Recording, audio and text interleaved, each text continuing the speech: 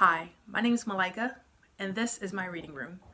I want to thank you for joining me for a special extended edition of the reading room tonight. I will be reading with a couple of my friends who have joined me in this episode. Like me, you're definitely concerned about what's going on in the world right now. Not only do we have to deal with a global pandemic, but we also have to deal with the virus that is racism. Many people think that this moment is about one person, when in fact, it's about Oscar Grant, it's about Sandra Bland, it's about Trayvon Martin, it's about Mary Turner, it's about too many names to list here on this short video. In these times, it helps to have someone who has the words to make sense of the senseless, if that's possible. And that's why tonight, my friends and I will be reading from Martin Luther King's The Other America. I hope that you listen to every word and that you embrace the message. Thank you for joining us. There are so many problems facing our nation and our world that one could just take off anywhere. But today I would like to talk mainly about the race problems, since I'll have to rush right out and go to New York to talk about Vietnam tomorrow. And I've been talking about it a great deal this week and weeks before that. But I'd like to use a subject from which to speak this afternoon, the other America. And I use this subject because there are literally two Americas. One America is beautiful for situation. And in a sense, this America is overflowing with the milk of prosperity and the honey of opportunity. This America is habitat of millions of people who have food and material necessities for their body, and culture and education for their minds, and the freedom and human dignity for their spirits.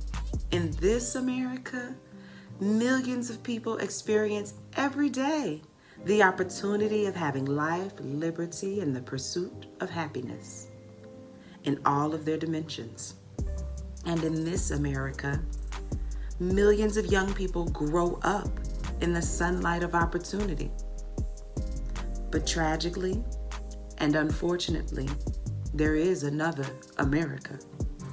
This other America has a daily ugliness about it that constantly transforms the ebulliency of hope into the fatigue of despair.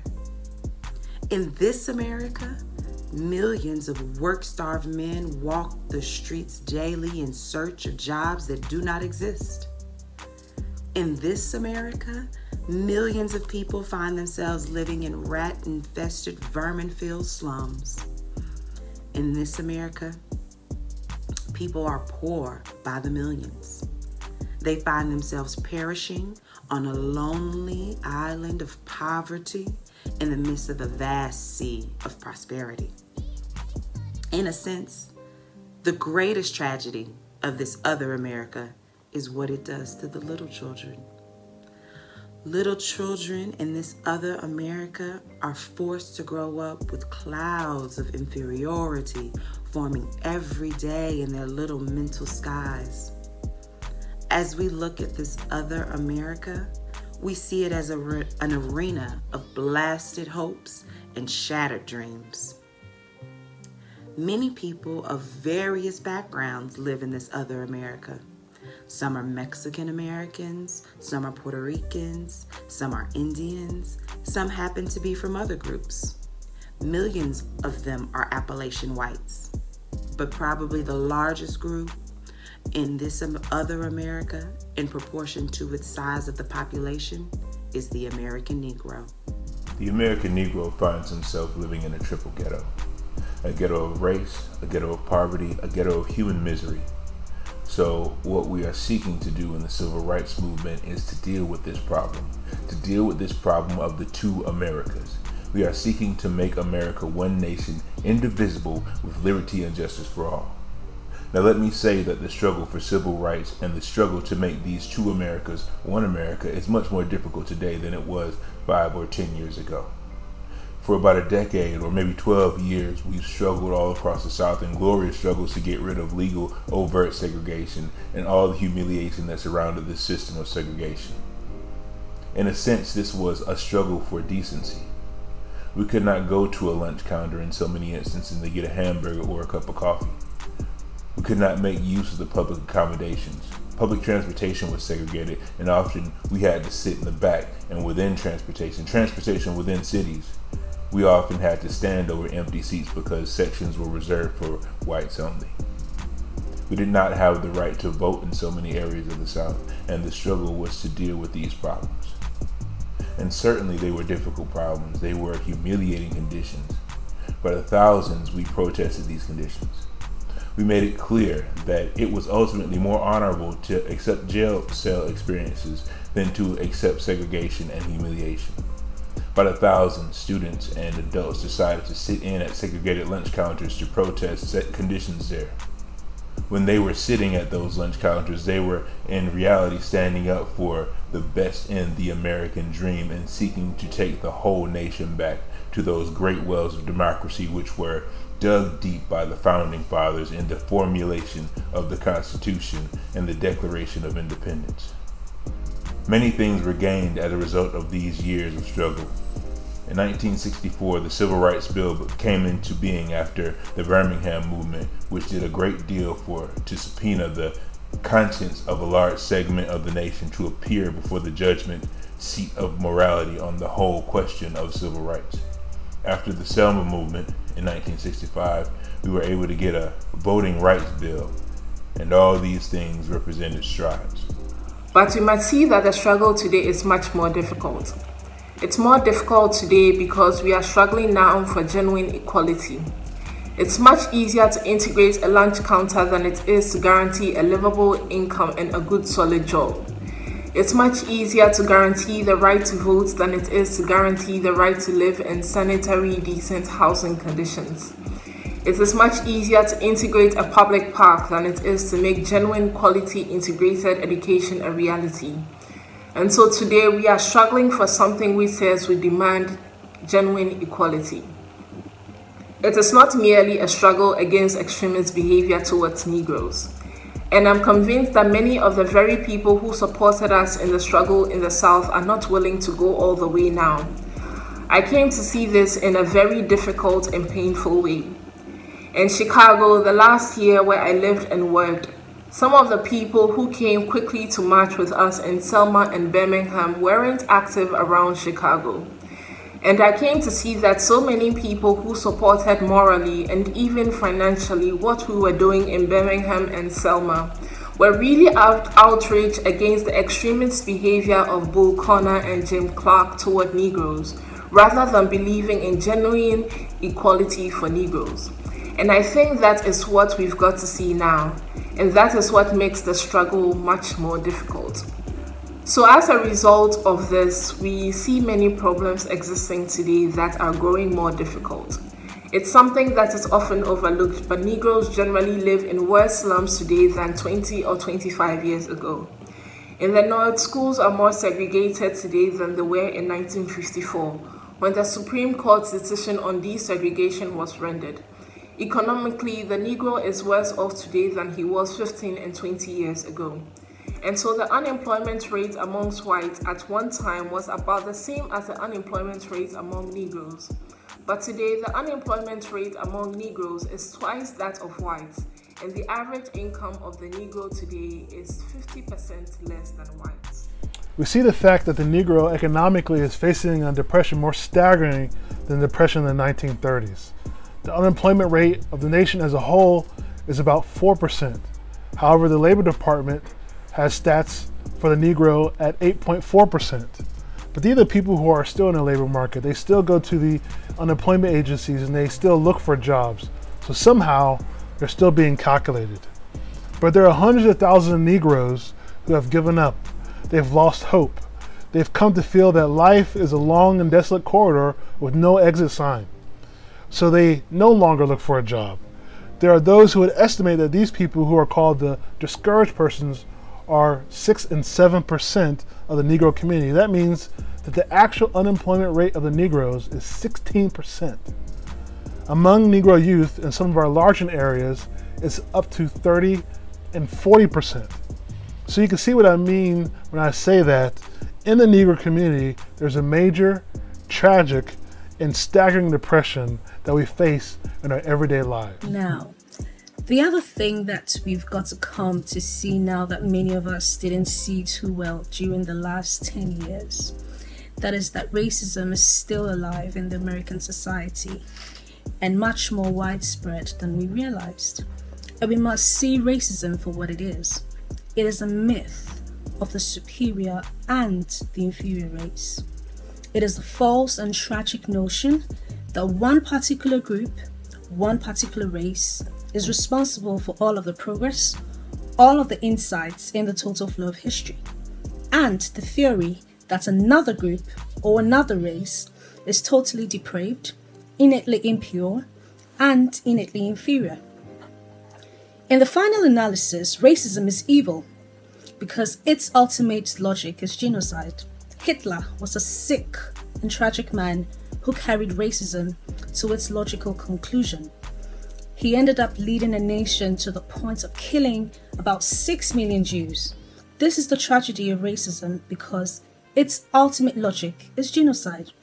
If one says that I'm not good enough to live next door to him, if one says that I'm not good enough to eat at a lunch counter, or to have a good, decent job, or to go to school with him merely because of my race, he is saying consciously or unconsciously that I do not deserve to exist. To use a philosophical analogy here, racism is not based on some empirical generalization. It is based rather on an ontological affirmation. It is not the assertion that certain people are behind culturally or otherwise because of environmental conditions. It is the affirmation that the very being of a people is inferior, and this is the great tragedy of it. I submit that however unpleasant it is, we must honestly see and admit that racism is still deeply rooted all over America. It is deeply rooted in the North and is deeply rooted in the South. And this leads me to say something about another discussion that we hear a great deal, and that is the so-called white backlash. I would like to honestly say to you that the white backlash is merely a new name for an old phenomenon. It's not something that just came into being because of shouts of black power or because Negroes engaged in riots in Watts, for instance. The fact is that the state of California voted a fair housing bill out of existence before anybody shouted black power or before anybody rioted in Watts. It may well be that shouts of black power in Watts and the Harlems and the other areas are the consequences of the white backlash rather than the cause of them. What it is necessary to see is that there has never been a single solid, monistic, determined commitment on the part of the vast majority of white Americans on the whole question of civil rights and on the whole question of racial equality. This is something that truth impels all men of goodwill to admit.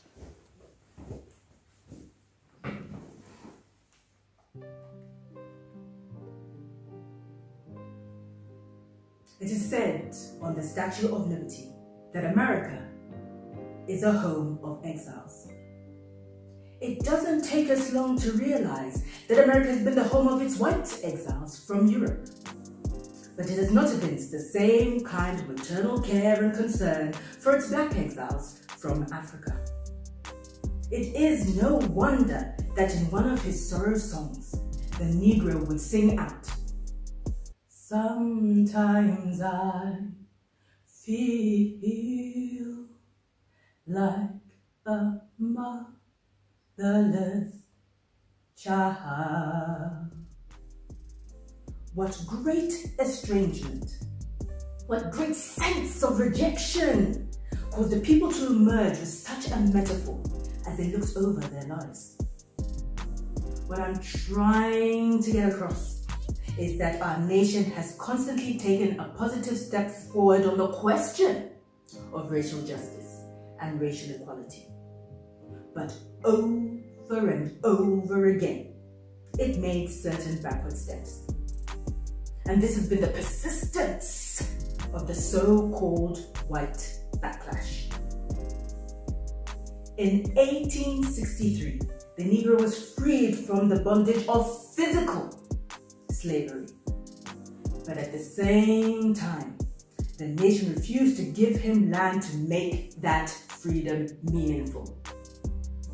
And at that same period, America was giving millions of acres of land in the West, in the Midwest, which means America was willing to undergird its white peasants from Europe with an economic floor that would make it possible to grow and develop, and refused to give that economic floor to its black peasants, so to speak.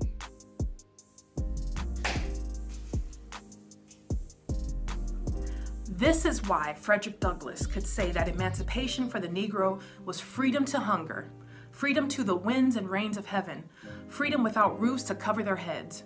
He went on to say that it was freedom without bread to eat, freedom without land to cultivate. It was freedom and famine at the same time. But it does not stop there. In 1875, the nation passed a civil rights bill and refused to enforce it. In 1964, the nation passed a weaker civil rights bill, and even to this day, that bill has not been totally enforced in all of its dimensions. The nation heralded a new day of concern for the poor, for the poverty-stricken, for the disadvantaged, and brought into being a poverty bill. And at the same time, it put such little money into the program that it is hardly, and still hardly remains, a good skirmish against poverty. White politicians in suburbs talk eloquently against open housing, and in the same breath contend that they are not racist. And in all of this, and in all of these things, tell us that America has been backlashing on the whole question of basic constitutional and God-given rights for Negroes and other disadvantaged groups for more than 300 years.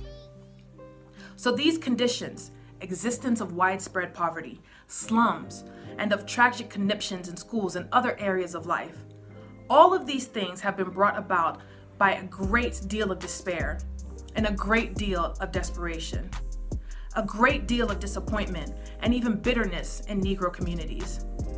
And today, all of our cities confront huge problems. All of our cities are potentially powder kegs as a result of the continued existence of these conditions.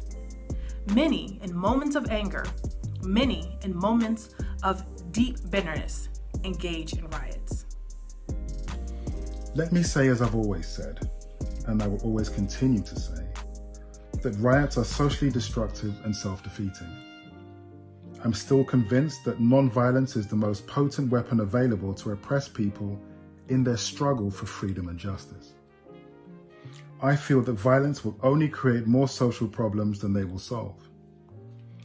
That in a real sense, it is impracticable for the Negro to even think of mounting a violent revolution in the United States. So I will continue to condemn riots and continue to say to my brothers and sisters that this is not the way, and to continue to affirm that there is another way. But at the same time, it is as necessary for me to be as vigorous in condemning the conditions which cause persons to feel that they must engage in riotous activities as it is for me to condemn riots. I think America must see that riots do not develop out of thin air. Certain conditions continue to exist in our society which must be condemned as vigorously as we condemn riots. But in the final analysis, a riot is the language of the unheard. And what is it that America has failed to hear? It has failed to hear that the plight of the Negro poor has worsened over the last few years. It has failed to hear that the promises of freedom and justice have not been met. And it has failed to hear that large segments of white society are more concerned about tranquility and the status quo than about justice, equality, and humanity. And so, in a real sense, our nation's summers of riots are caused by our nation's winters of delay. And as long as America postpones justice, we stand in the position of having these recurrences of violence and riots over and over again. Social justice and progress are the absolute guarantors of riot prevention. Now, Let me go on to say that if we are to deal with all of the problems that I've talked about, and if we are to bring America to the point that we have one nation, indivisible, with liberty and justice for all, there are certain things that we must do. The job ahead must be massive and positive. We must develop massive action programs from all over the United States of America in order to deal with the problems that I have mentioned.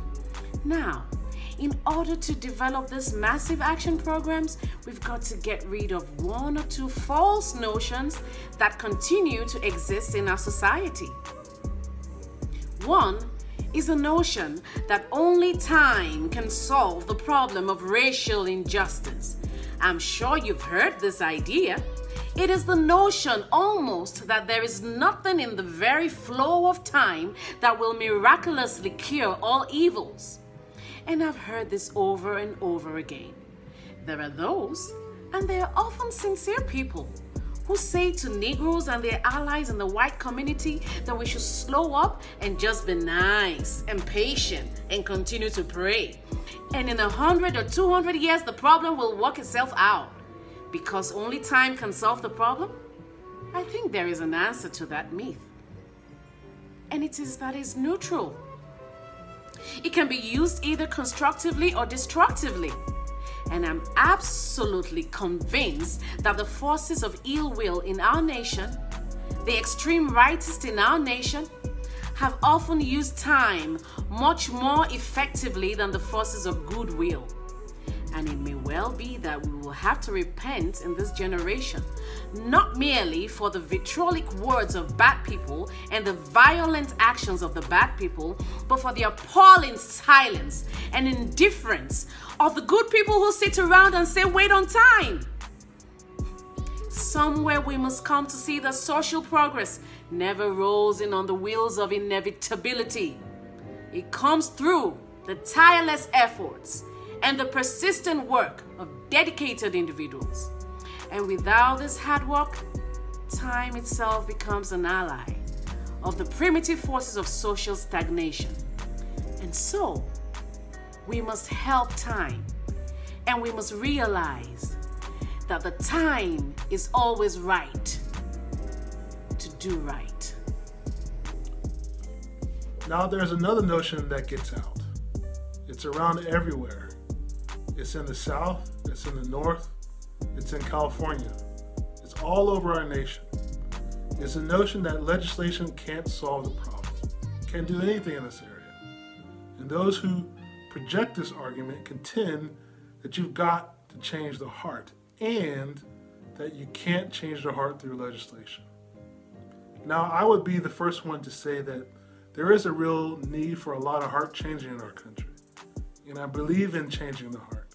I preach about it. I believe in the need for conversion in many instances and regeneration, to use theological terms.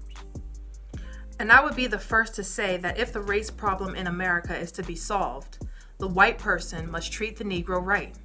Not merely because the law says it, but because it's natural, because it's right, and because the Negro is his brother. And so I realize that if we are to have a truly integrated society, men and women will have to rise to the majestic heights of being obedient to the unenforceable.